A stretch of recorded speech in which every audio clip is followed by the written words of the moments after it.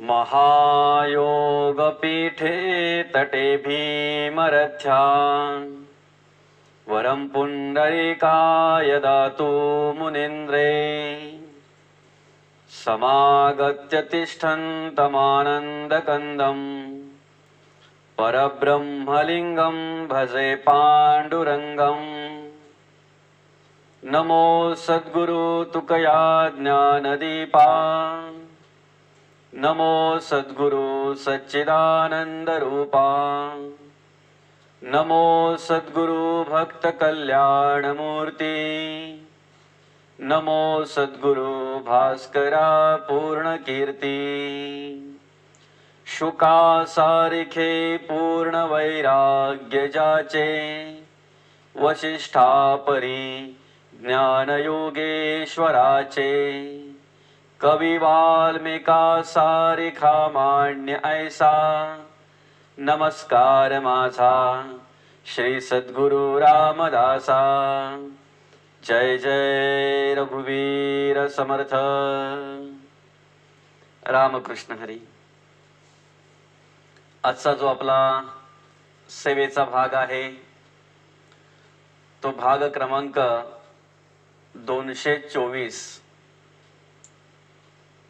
आपण विवरण घेत आहोत दासबोध ह्या ग्रंथातील पहिल्या दशकातील दुसऱ्या समासावर।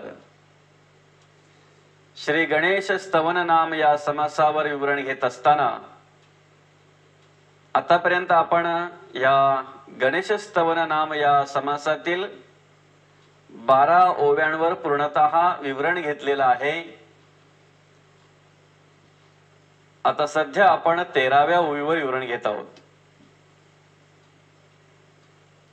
14 विद्यांचा गोसावी हरस्व लोचन ते हिलावी लवलवित फडकावी फडय फडय कर्ण थापा या ओवीवर आपण विवरण घेत आहोत।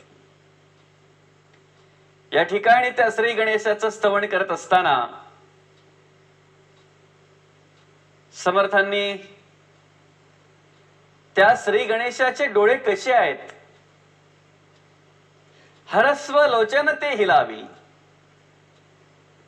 अर्थातच 14 विद्यांचा गोसावी या चरणावर आपण चिंतन केलं। हरस्व लोचन ते हिलावी या चरणावर आपण चिंतन करत आहोत आणि आपण भाग क्रमांक 223 मध्ये बघितलं हरस्व लोचन ते हिलावी। दृष्टी कशी पाहिजे, देवाचे डोळे लहान का आहेत, त्या डोळ्यांचं स्तवन आपण काय करायचं आहे, त्या प्रकारची दृष्टी आपल्याला प्राप्ती व्हावी म्हणून। अर्थातच त्या ठिकाणी विवरण घेत असताना आपण बघितलं की बाबा रे, देवाने डोळे दिलेले आहेत आपल्याला, पण त्या डोळ्यांना चांगली दृष्टी देण्याचं काम संत करत असतात। संतांच्या कृपेने ती दृष्टी प्राप्त होत असते। त्या ठिकाणी विवरण घेत असताना आपण अनेक भाग बघितले, अनेक प्रकारचं विवरण घेतलं।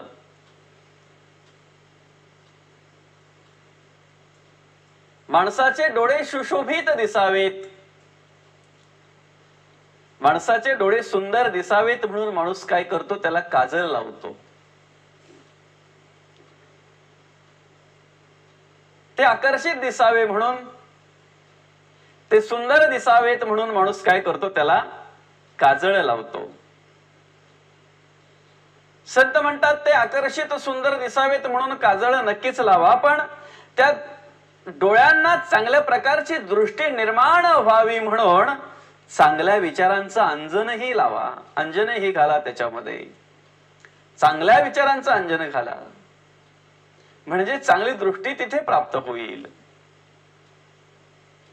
अन्यथा जर त्या डोळ्यातून आपल्याला देव दिसत नसेल, जर त्या डोळ्यातून आपल्याला आई बहीण दिसत नसेल, जर त्या डोळ्यातून आपल्याला परधन भयावहा अशा प्रकारची दृष्टी प्राप्त झालेली नसेल, तर मग ते डोळे असूनही नसल्यासारखे आहेत। मग खऱ्या अर्थाने ज्याला परमार्थ कळला, ज्याला भक्ती कळली, ज्याला आत्मज्ञान प्राप्त झालं, मग भले तो आंधळा का नाही होईना, मग अंतर्मुख होऊन त्याला ती दृष्टी संतांच्या कृपेने प्राप्त झालेली आहे असं म्हणायला हरकत नाही. कारण ज्याच्या डोळ्याला सर्व काही दिसतंय पण देव दिसत नाही. सगळ्या प्रकारचे वेगवेगळ्या प्रकारचे मनोरंजनाचे कार्यक्रम त्याला दिसतात, सारं काही तो पाहत असतो, साऱ्या काहीचा अनुभव घेत असतो, पण मग त्याला परमार्थ दिसत नाही, भक्ती दिसत नाही, सत्संग कुठे प्राप्त होईल ही जाणीव नाही आहे, हे त्याला कळत नाही. मग त्याला दृष्टी असून सुद्धा किंवा डोळे असून सुद्धा परमार्थिक दृष्टी नाहीये, आत्मदृष्टी ज्याला म्हणतात ती आत्मदृष्टी नाहीये त्याला. संतांकडे पण आपण बघितलं तर एक सूरदासाचं अतिशय उत्तम प्रकारचं उदाहरण त्या ठिकाणी संतांनी दाखवलं. डोळे नव्हते पण दृष्टी होती, आणि दृष्टी होती परमार्थिक म्हणून परमार्थ घडला, देवाला बघितलं, देवाचा अनुभव घेतला, देवाचा आत्मसाक्षात्कार झाला. कारण आत्मदृष्टी ज्याला म्हणतात ती आत्मदृष्टी त्यांनी प्राप्त करून घेतली होती, आणि तीच दृष्टी तुम्हाला प्राप्त व्हावी म्हणून त्या गणेशाचं स्तवन आपल्याला करायचं आहे. ती परमार्थिक दृष्टी, ती भक्तीची दृष्टी, त्या देवाला शोधण्याची दृष्टी, त्या देवाला पाहण्याची दृष्टी, ती आपल्याला प्राप्त व्हावी. ज्या वेळेला मायेच्या जाळामध्ये येऊन आणि मोहामध्ये येऊन त्या अर्जुनाने शस्त्र खाली ठेवलं, युद्धभूमीवर युद्ध करायचं नाही, सगळे माझेच आहेत म्हणे, मी मारू कोणाला. आणि मग अनेक प्रकारचं विवरण, अनेक प्रकारचं मार्गदर्शन त्या ठिकाणी भगवान श्रीकृष्णांनी केलं. पण काही अंशी तरीही विश्वास बसत नाही म्हणून त्याला दिव्य दृष्टी देऊन आणि विश्वरूप दाखवावं लागलं. कारण विश्वरूप पाहण्यासाठी जगी पाहता चर्मचक्षीन लक्षे आणि जगी पाहता ज्ञान चक्षीन रक्षे. म्हणून ज्ञानचक्षू पाहिजेत. चांबड्याच्या डोळ्याने देव दिसत नसतो, त्यासाठी ज्ञानाचे डोळे लावावे लागतात. ज्ञानरूपी डोळा हवा असतो, तो त्या ठिकाणी प्राप्त करून द्यावा लागतो. आणि म्हणूनच त्या ठिकाणी त्या भगवंताचं विश्वरूप दाखवण्यासाठी त्या ठिकाणी दिव्य दृष्टी प्राप्त करून दिली. आजही त्या देवाचं दर्शन जर आपल्याला घ्यायचं आहे, त्या देवाला जर डोळे भरून पाहायचं आहे, त्याची अनुभूती घ्यायची, त्याचं प्रचिती घ्यायची त्या देवाची, तर तीच दिव्य दृष्टी आपल्याला, आत्मदृष्टी ज्याला म्हणतात, त्याला संत प्राप्त करून देत असतात. आणि ती दृष्टी ज्याला प्राप्त झाली त्याला खऱ्या अर्थाने त्या श्री गणेशाची ओळख झाली, त्याला खऱ्या अर्थाने तो श्री गणेश कळला. म्हणून या ठिकाणी संतांनी जाणीव करून दिली की बाबा रे, एक वेळ प्रत्यक्षात डोळे नसलेला मनुष्य जर परमार्थ करतोय, भक्ती करतोय, देवाची अनुभूती घेतोय, देवाची प्रचिती घेतोय, म्हणजेच त्याला ती दिव्य दृष्टी संतांच्या कृपेने प्राप्त झालेली आहे. देवाच्या कृपेने त्याला ती दिव्य दृष्टी प्राप्त झालेली आहे. आपल्याला डोळे असूनही जर देव दिसत नसेल, डोळे असूनही जर परमार्थ दिसत नसेल, भक्ती दिसत नसेल, सत्संगाची अनुभूती येत नसेल, तर आपण विचारलं पाहिजे आपल्या डोळ्यामध्ये काय नेमका प्रॉब्लेम आहे, काय दोष आहे आपल्या डोळ्यामध्ये की आपल्याला देव दिसत नाही. आणि मग म्हणूनच ती दृष्टी संतांच्या कृपेने आपण प्राप्त करून घ्यायची आहे. सगळं काही जर पाहू शकतात आपले डोळे, सगळ्याचा अनुभव जर घेऊ शकतात आपले डोळे, सर्व काही जर साठवून ठेवू शकतात आपले डोळे. बघा ना, जे पाहिलं असेल ना ते बरोबर साठवलेलं असतंय. 10 वर्षापूर्वी एखादी गोष्ट पाहिली असेल ना, परत ती डोळे मिटल्यानंतर डोळ्यासमोर येते ती लगेच गोष्ट. अरे अमक्या ठिकाणी असं गेलो होतो, आणि मग ते सगळं तो पाहत असतो. एवढं सगळं जर मनुष्य साठवून ठेवू शकतो, तर त्या डोळ्यामध्ये त्या देवाला का साठवू शकत नाही? त्या देवाचे विचार, त्या देवाचा परमार्थ का साठवू शकत नाही? त्यासाठी त्या डोळ्यांकडे ती आवड निर्माण करून द्यावी लागते. ती आवड त्या ठिकाणी प्राप्त झाली पाहिजे. डोळे तुम्ही घ्याहो सुख, पहा विठ्ठलाचे रूप. सुखच त्याच्यात आहे. बाकी मनाचं मनोरंजन जिथे आहे ते दृश्य पाहण्यासाठी माणसाला सुख वाटतंय, पण ते क्षणिक सुख असतंय. चिरकाल आणि निरंतर टिकणारं सुख म्हणजेच डोळ्यातून देवाला पहा, आणि देवाला पाहिल्यानंतर डोळ्यातून त्या देवाची अनुभूती, ती प्रचिती घेतल्यानंतर जे सुख प्राप्त होतंय ते चिरकाल आणि निरंतर टिकणारं सुख असते.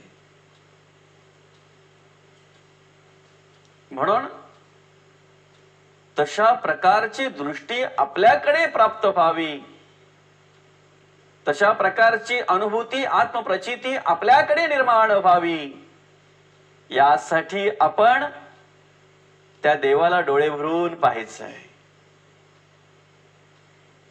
त्या देवाचं स्तवन करायचं आहे, की जेणेकरून आपल्याकडे ती तशा प्रकारची कर्म निर्माण होतील. अगदी लहानातला लहान सूक्ष्माहून सूक्ष्म भाग आपल्याकडे जो निर्माण होत असेल, उत्पन्न होत असेल, येत असेल,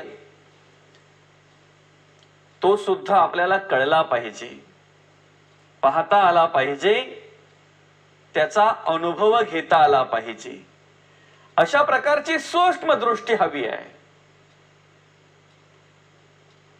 एकही असा सूक्ष्माहून सूक्ष्म कर्म, भाग, विचार, गुण, सूक्ष्माहून सूक्ष्म वासना डोळ्याआड जाता कामा नये.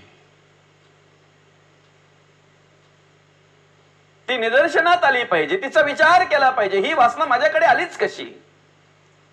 हा विचार माझ्याकडे आलाच कसा? कळलं तर त्याचा विचार करता येईल. एखादी गोष्ट बघितलीच नाही, कळलीच नाही, दिसलीच नाही, तिच्याविषयी आपण काय कल्पना करू शकतो? तसंच ते कर्म, ते विचार, ते जर दिसलेच नाहीत तर त्यांचा आपण काय विचार करू शकतो? आणि मग म्हणूनच असा सूक्ष्माहून सूक्ष्म सुद्धा एखादा लहानाहून लहान पापाचा विचार आपल्याकडे येता कामा नये. ती पापाची वासना आपल्याकडे येता कामा नये, ते पापाची कर्म आपल्याकडे येता कामा नाहीत. ती पाप कर्म नकोत, ती पापाची वासना नको, ते पापाचे विचार नकोत. आणि म्हणूनच संत म्हणतात, राजा बाबा रे जागता राहा, रात्र वैरेची आहे. सर्वत्र अज्ञान आहे, अंधश्रद्धा आहे. रात्र म्हणजे काय? अज्ञान आहे, अंधश्रद्धा आहे. आणि म्हणूनच माणसाचे डोळे जोपर्यंत उघडत नाही तोपर्यंत नको त्या गोष्टीला मनुष्य बळी पडतोय.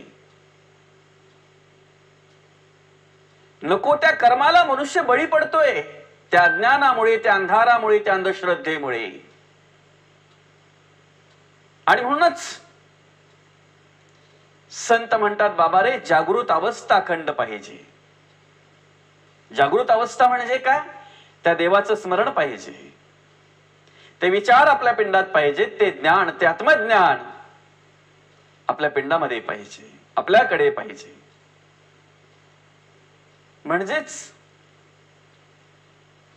ते अज्ञान आपल्याला शिवणार नाही, ते अज्ञान आपल्याकडे येणार नाही, ती अंधश्रद्धा आपल्याकडे असणार नाही. म्हणून ते आत्मज्ञान पाहिजे. राजा जागता रा बाबा, रात्र वैद्याची आहे. त्याच्याही पलीकडे संत म्हणतात, रात्रंदिवस आम्हा युद्धाचा प्रसंग. बाहेरून न येणार ते शत्रू आता आतमध्ये आहेत. वाईट विचार माणसाकडे उत्पन्न करणारा तो विषय कुठे आहे? आतमध्ये आहे. समोरून काही घडायलाच पाहिजे असं काही नाही, समोर एखादं दृश्य दिसायलाच पाहिजे असं काही नाहीये. सहज माणसाकडे ती पापाची वासना निर्माण होते, सहज माणसाकडे तो पापाचा विचार निर्माण होतो. आपल्या अंतरातून, अंतःकरणातून ते विचार उत्पन्न होत असतात. आणि म्हणूनच ह्या नरदेहाला अधोगती प्राप्त करून देण्यासाठी जे प्रयत्न करतात ते वैरी आपल्या आतच आहेत, आपल्या पिंडात आहेत. फक्त विचार केला पाहिजे. रात्रंदिवस आम्हा युद्धाचा प्रसंग. मग त्यासाठी शस्त्र कोणतं आहे? युद्ध करण्यासाठी शस्त्र काय आहे? जे संतांनी आज तुमच्या आमच्यासाठी उत्तम कर्म आचरणात उभं राहावं म्हणून जे शस्त्र, आम्हा घरी धन शब्दांचीच रत्ने, शब्दांचीच शस्त्रे यत्ने करू. शब्दरूपीच शस्त्र आहे हे, निरूपण रूपीच शस्त्र आहे, कीर्तन रूपीच शस्त्र आहे, प्रवचन रूपीच शस्त्र आहे. शब्दांचीच शस्त्रे यत्ने करू. त्यांच्यावर जर विजय मिळवायचा आहे ना, तर मग मात्र नुसतं अंगामध्ये बळ असून चालणार नाही, मन पण सशक्त पाहिजे. काही ठिकाणी शरीर सदृढ असतंय पण मन अशक्त असतंय, अशा ठिकाणी परमार्थ घडत नाही. अशा ठिकाणी परमार्थ घडतो शरीरही सदृढ पाहिजे आणि मनही सदृढ पाहिजे. काही ठिकाणी शरीर अशक्त पाहायला मिळतंय पण मन सदृढ असतो, त्या कारणास्तव त्या ठिकाणी परमार्थिक विचार पाहायला मिळतात, भक्ती पाहायला मिळते, संतांचे विचार अनुभवायला मिळतात. जरी शरीर अशक्त असेल तरी मन मात्र सदृढ असतंय, सशक्त असतंय. आणि ह्या मनाकडे सशक्तता, ह्या मनाकडे सदृढता निर्माण करण्याचं काम हे संतांचे विचार करत असतात, हे संतांचं निरूपण करत असतात, किंवा प्रवचनातून कीर्तनातून ते सामर्थ्य आम्हाला प्राप्त होत असते, मिळत असते. म्हणून ते सांगितलेले, आम्हा घरी धन शब्दांचीच रत्ने, शब्दांचीच शस्त्रे यत्ने करू. त्याच ठिकाणी त्या वैऱ्यांना आपल्याला चित करायचं आहे, त्या कामाला गप्प बसवायचं आहे, क्रोधाला गप्प बसवायचं आहे, लोभाला गप्प बसवायचं आहे. त्याच ठिकाणी त्या अभिमानाला गप्प बसवायचं आहे. गर्व, ताठा, दंभ सगळ्यांना चित करायचं आहे, गप्प बसवायचं आहे आणि त्यांच्यावर विजय मिळवायचा आहे. त्यासाठी हे सामर्थ्य दिलेलं आहे संतांनी. दिसले पाहिजेत ना डोळ्याला ते कोण आहेत, कसे आहेत, दृष्टीला दिसले पाहिजेत ना ते. आणि म्हणूनच सूक्ष्म दृष्टी पाहिजे. ते कशातूनच दिसत नाही. सामळ्याच्या डोळ्यातून तर दिसतच नाहीत, पण चष्म्यातून दिसत नाही. कोणत्याही नंबरचा कसाही चष्मा घाला किंवा कुठल्याही प्रकारचं भिंग वापरा, भिंगातून ते दिसत नाही. माणसाचा एक्सरे केला त्याच्यात काम दिसत नाही, क्रोध दिसत नाही. सोनोग्राफी मध्ये नाही दिसत लोभ वासना. MRI काढला, सिटी स्कॅन केला, ते विषय नाही दिसत त्याच्यामध्ये.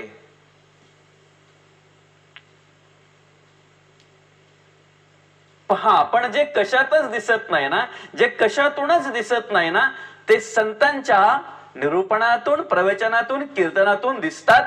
म्हणून ती दृष्टी आपल्याला प्राप्त करून घेण्यासाठी हे चांगले विचारांचं अंजन आपण डोळ्यामध्ये भरलं पाहिजे, टाकलं पाहिजे. म्हणजे डोळ्यावर आलेली भुरळ बाजूला होईल. नये डोळे धुरे भरुणी राहो, जगद्गुरु तुकाराम महाराजांनी मांडलेलं आहे ते.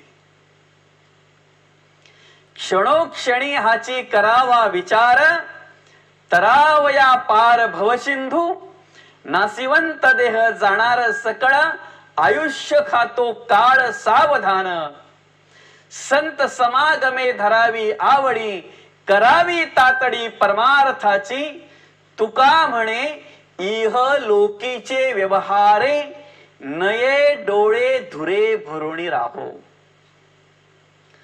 जो अहंकाराचा धूर माणसाच्या डोळ्यामध्ये भरलेला आहे, जो मायेचा धूर माणसाच्या डोळ्यामध्ये भरलेला आहे, जो देहबुद्धीचा धूर माणसाच्या डोळ्यामध्ये भरलेला आहे, तो जर बाजूला करायचा असेल तर औषधालयातला कुठलाही ड्रॉप त्या ठिकाणी काम करणार नाही. ते औषध संतांकडेच प्राप्त होत असते. ते औषध म्हणजेच संतांचं वाङ्मय आहे. वासना रूपी भुरळ जर बाजूला करायची डोळ्यावर आलेली, अहंकार रूपी भुरळ जर डोळ्यावर आलेली ती बाजूला करायची आहे. लोभाची भुरळ येते बघा, म्हणून ते बोलतात ना की आता त्याला माणसं दिसत नाहीत, आता खूप बदलला तो, खूप पैसे आले, आता खूप श्रीमंत झाला, आता तो पूर्वीसारखा राहिलाय नाही, त्याच्या समोरून गेलो तरी दिसलो नाही, एवढी त्याच्या डोळ्यावर भुरळ आलेली आहे. ही लोभाची भुरळ, क्रोधाची भुरळ. म्हणजे ती क्रोधाची भुरळ एकदा डोळ्यावर आली ना की त्याला आपले नातेवाईक पण दिसत नाहीत, भावाला भाऊ दिसत नाही, त्याला वैरी दिसत असतो तो प्रॉपर्टीसाठी. वडिलांनी जमीन नावावर करून दिली नाही म्हणून वडिलांना मारायला धावला तो. म्हणजे किती भुरळ आले त्याच्या डोळ्यावर. वडिलांच्या ठिकाणीही त्याला वैरी दिसायला लागला. ही लोभाची भुरळ आहे, क्रोधाची भुरळ आहे. ज्या ठिकाणी पवित्र नातं आहे त्या ठिकाणी ही बहीण म्हणायला मागत नाही, पाहायला मागत नाही. एवढी एवढी एवढी भुरळ आलेली आहे त्या डोळ्यावर. आई आणि बहीण त्याला दिसत नाही.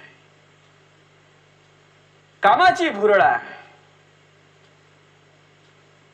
आणि अशा प्रकारे वेगवेगळ्या प्रकारच्या ज्या डोळ्यावर भुरळ आलेल्या आहेत ना, त्या जर काढायच्या असतील, बाजूला सारायच्या असतील, तर बाजारातला कुठला ड्रॉप काम करणार आहे, कुठलं औषध काम करणार आहे बाजारातलं?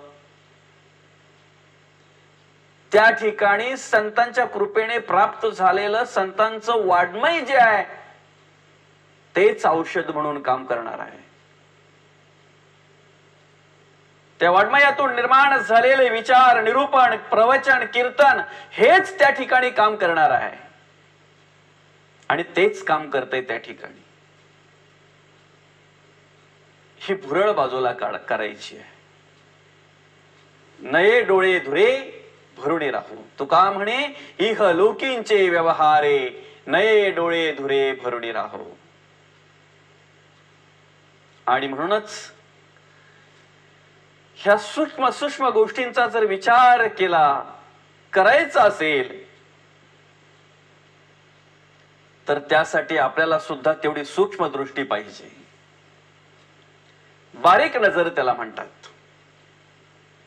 आपण सहज म्हणतो त्या आजोबांचं वय झालंय, खूप वयस्कर आहेत ते, पण आजही त्यांची नजर बारीक आहे, सर्व कळतंय त्यांना. किंवा त्यांची मुलं एवढं सर्व काही असताना, त्यांच्या घरामध्ये सगळ्या प्रकारच्या सुखसोयी, पैसा अडका त्यांच्याकडे भरपूर असताना सुद्धा त्यांची पोरं आज सरळ का आहेत, सरळ का राहतात, सरळ का वागतात? त्या बाबांची त्यांच्या मुलांवर बारीक नजर आहे. ही बारीक नजर म्हणजे नक्की काय? ह्या सगळ्या वेगवेगळ्या प्रकारच्या दृष्टी, वेगवेगळ्या प्रकारची नजर म्हणजे काय? तेवढा बारीक विचार त्या ठिकाणी ते वरिष्ठ किंवा ते वडील त्या मुलांविषयी करत असतात. लहान बारीक नजर ठेवून आहेत, म्हणजेच सूक्ष्म सूक्ष्म अगदी लहान सहान त्यांच्या गोष्टींकडे ते पाहत असतात की जेणेकरून माझी मुलं चुकत तर नाहीत ना, कुठे वाईट मार्गाला तर जात नाहीत ना, वाईट संग तर त्यांना नाही ना, अशा प्रकारची बारीक नजर आहे. आणि ही सूक्ष्म नजर आपल्या सर्वांना प्राप्त व्हावी म्हणून त्या गणेशाचं स्तवन आपण केलं पाहिजे. ही बारीक नजर, ही सूक्ष्म नजर आपल्याला प्राप्त व्हावी म्हणून ज्या पद्धतीने त्या गणेशाचे डोळे अगदीच जर पाहायला गेला तर हरस्वा लोचन ते हिलावी, आपणही त्या पापण्यांची उघडझाप केली पाहिजे. आणि होत असते बघा, जरा जरी कचरा माणसाच्या डोळ्यामध्ये गेला ना तरी माणसाला किती त्रास होतो बघा. तसंच आहे, विषयांचा कचरा, विकारांचा कचरा, वासनेचा कचरा जरा जरी माणसाच्या डोळ्यामध्ये गेला ना तरी सर्वांना त्रास होतो. अहो खरं म्हणजे एखाद्या माणसाच्या डोळ्यात कचरा गेला तर त्या कचऱ्यामुळे फक्त त्या माणसालाच त्रास होतो, पण विषयांचा कचरा जर गेला एखाद्याच्या डोळ्यामध्ये, वासनेचा कचरा जर गेला एखाद्याच्या डोळ्यामध्ये तर संपूर्ण कुटुंबाला त्रास होतो. आणि तो होऊ नये म्हणून त्या गणेशाचं स्तवन आपण करायचं आहे, म्हणून त्या संतांचं स्तवन आपण करायचं आहे, म्हणून अखंड त्या गणेशाचं स्मरण आपण करायचं आहे, नामस्मरण करायचं आहे. आणि ते घडावं अशी नम्र प्रार्थना, अशी नम्र निवेदन त्या गणेशाच्या चरणी आपण करूया. आणि याच ओवीवर पुढे लवलवीत फडकावी फडे फडे कर्ण थापा या चरणांवर आपल्याला चिंतन करायचं आहे. भाग क्रमांक 225 मध्ये तत्पूर्वी झालेली सेवा समर्थांच्या चरणी, पांडुरंग परमात्म्याच्या चरणी अर्पण करून या ठिकाणी पूर्णविराम देऊया. रामकृष्ण हरी, रामकृष्ण हरी, रामकृष्ण हरी.